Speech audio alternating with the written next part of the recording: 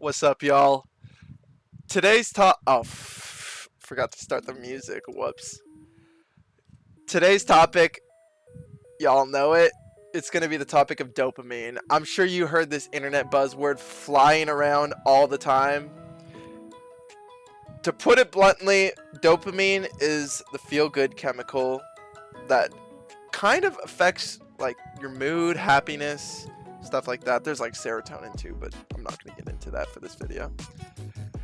Dopamine, I'm a gamer, right? So I like to imagine it as if you're like in an RPG, you have a happiness meter, right? The happier you are, the higher the meter is going to be. And when you're low meter, it starts affecting your character in ways. For me, it's going to differ from people to people.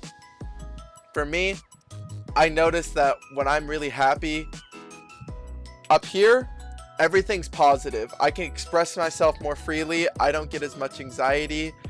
I don't start doubting myself or doubting other people. If they wrong me, then I start to understand that they have their own stuff going on in life, you know, really mature outlook.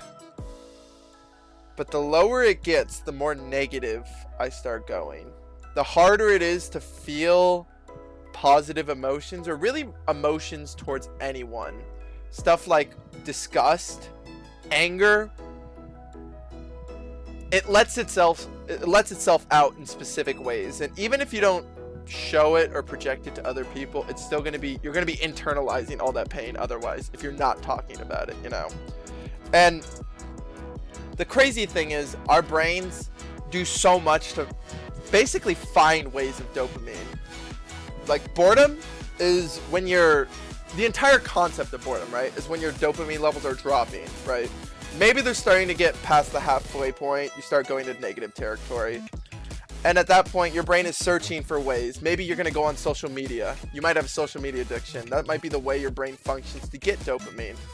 For me, like, for example, one way, social anxiety bit, I kind of briefly mentioned this. But making other people happy is a way of getting dopamine for me. And if someone's just an asshole around me, just a dick, then that's gonna affect my dopamine levels, you know, and it's gonna make me unhappier as a result.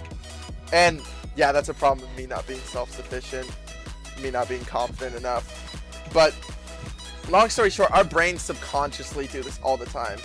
Alcohol, if you commonly drink alcohol and your brain is used to getting dopamine in that way, then the reason alcoholism is there to begin with is obviously your body starts getting addicted, but your brain is just so used to getting dopamine from this source. And if you don't introduce other methods to get dopamine, then it becomes reliant. And this is why addiction is so prevalent. This is why everyone has a social media addiction.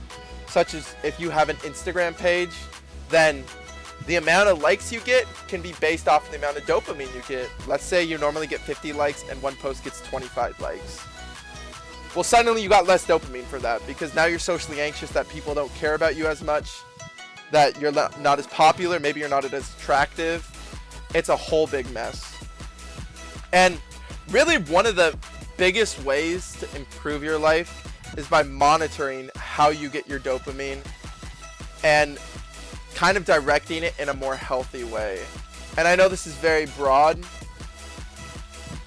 but the path to living a mature, happy life is in moderation, basically. Moderating all aspects the way you get dopamine.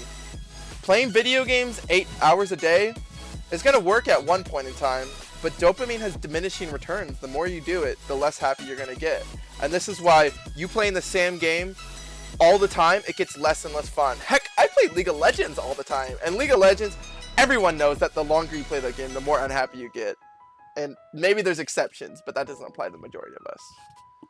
I hope this video was helpful in conveying my concept of dopamine to you all. Peace.